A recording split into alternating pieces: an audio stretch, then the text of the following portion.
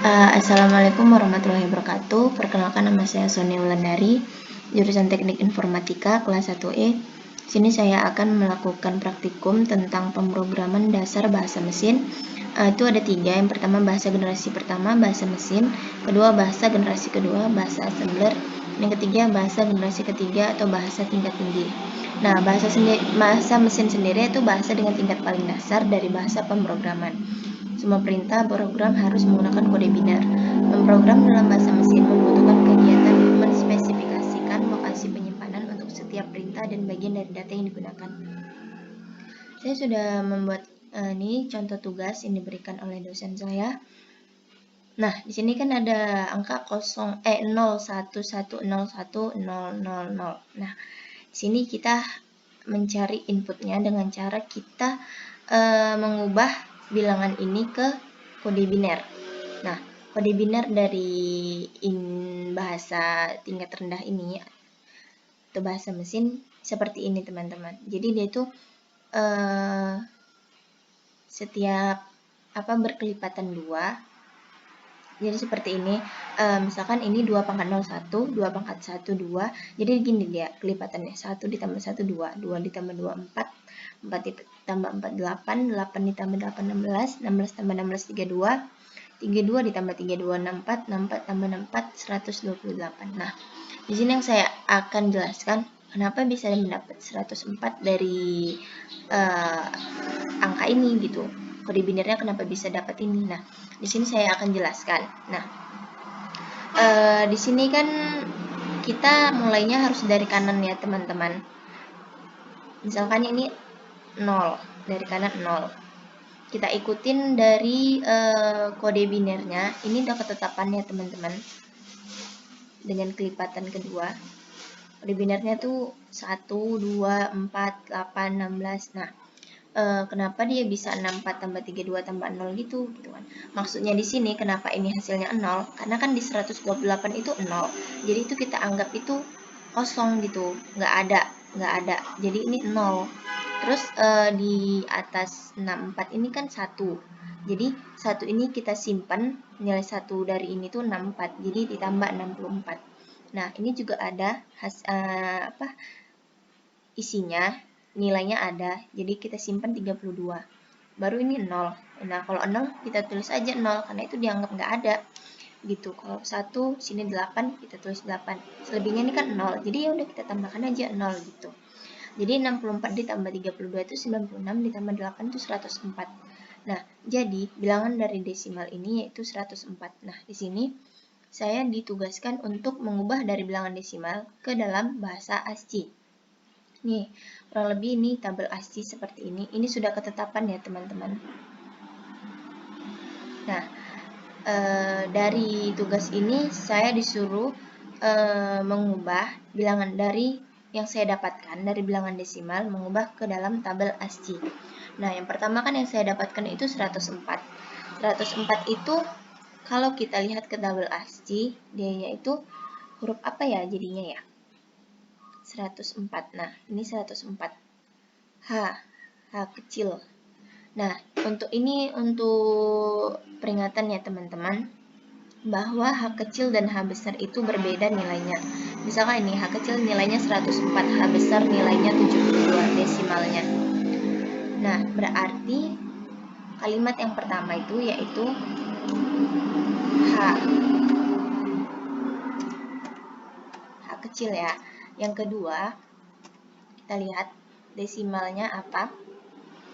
97. 97 itu apa ya? Oh, 97 itu bilang ASCII-nya itu adalah A. Berarti A.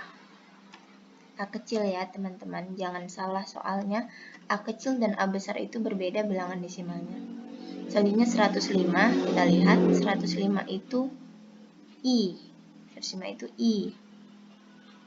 I kecil. Lanjut. Yang keempat 32. 32 itu bentar ya, teman-teman. Spasi.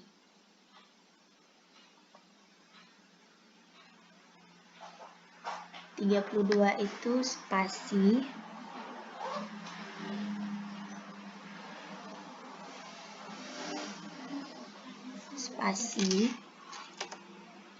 aja. Nah, yang kelima yaitu 72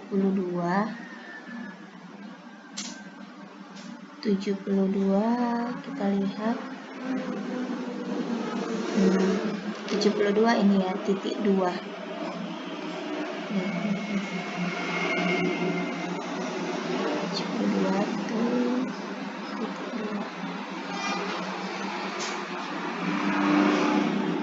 Bukan, maaf teman-teman.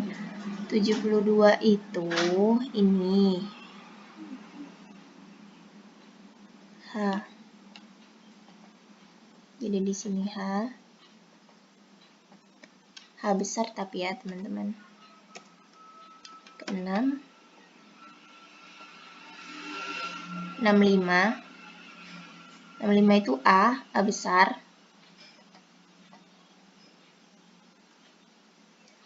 Lanjut, yang terakhir tuh 73 itu I besar. Nah, jadi output dari yang sudah kita cari dari bilangan desimal diubah ke ASCII itu yaitu outputnya high.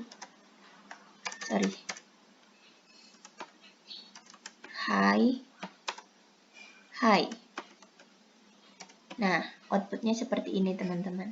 Nah, demikianlah yang dapat saya sampaikan tentang bahasa mesin. Kita lanjut ke bahasa assembler.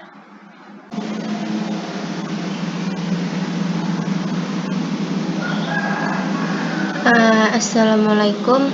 Baiklah teman-teman, kita lanjutkan ke praktikum yang kedua yaitu bahasa generasi kedua atau bahasa assembler. Nah, kita harus tahu bahasa assembler itu dirancang untuk mengurangi rasa sulit dalam pemrograman bahasa mesin. Penggunaan bahasa assembler juga membutuhkan program penerjemah bahasa yang disebut prakit atau assembler. Yang memungkinkan sebuah komputer untuk mengubah perintah ke dalam bahasa mesin. Di sini saya akan disuruh untuk mencari software dari untuk memasukkan memprogram bahasa assembler. Kemudian saya tidak mendapatkan softwarenya. Nah, di sini saya diberitahu oleh kakak tingkat untuk cari jalan alternatifnya yaitu dengan menggunakan website jdoodle.com. Nah, di sini sama aja, dia tuh untuk memprogram dari bahasa banyak nih yang karena kita mau memprogram bahasa assembler, maka kita klik assembler. Nah, tampilannya akan langsung otomatis seperti ini. Nah, di sini kita kan disuruh untuk memasukkan sebuah input yang nantinya akan kita output. Nah, seperti apa outputnya begitu. Nah, di sini kan yang disuruh itu angka 1 ya, yang Y-nya itu angka 1. Jika kita output, dia akan seperti apa?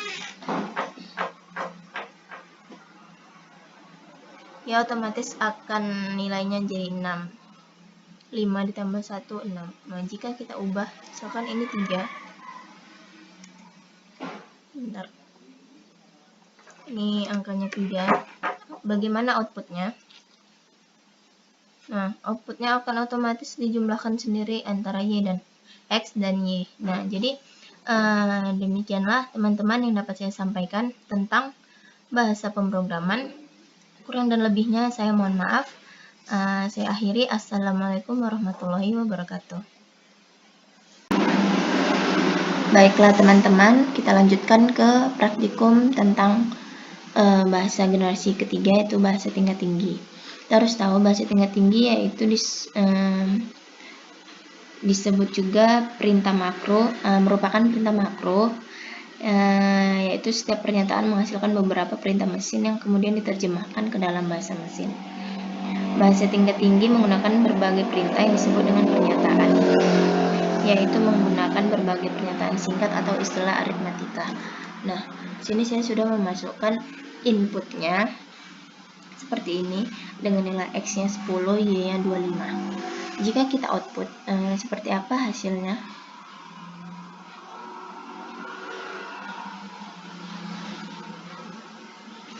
X tambah Y sama dengan 35. Oh, berarti di sini nih simbol tambah X tambah Y sama dengan Z. Berarti nilai dari Z itu 35. Jika kita ubah jadi 25, apakah hasilnya benar? Benar ya teman-teman.